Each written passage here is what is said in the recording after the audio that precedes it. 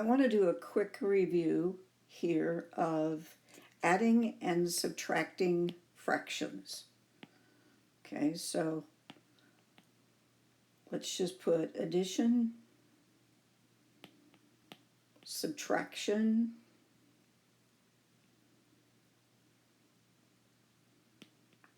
of fractions.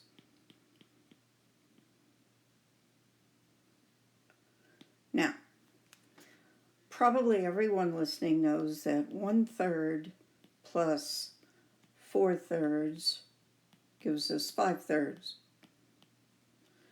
4/11 minus 2/11 gives us 2/11. The thing that both of these have in common, or the way they are similar, is that their denominators are the same. You can never add or subtract fractions unless the denominators are the same. So, if I tell you I have 1 over a plus 7 over a, that's going to give you 8 over a. But if I tell you you have 1 over a plus 7 over b, suddenly we have a problem, because this time our denominators do not match. Last week we studied least common multiples. You're going to have to find the least common multiple for a and b and change your denominator. When I do that, I like to write my problem vertically. So I'm going to have 1 over a plus 7 over b. I know that my least common multiple here is going to be ab, so I put that into both of these. Then the next question becomes, what did I do to this denominator to make it become that one? The answer, of course, is I multiplied by b.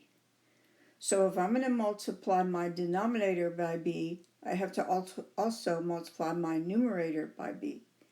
So your new numerator here is going to be 1 times b, or b. In the denominator, I began with b, and now I want it to be ab. In order to make this happen, I had to have multiplied my denominator by a. If I'm going to multiply the denominator by a, I have to also multiply the numerator by a. So I end up with 7a over ab.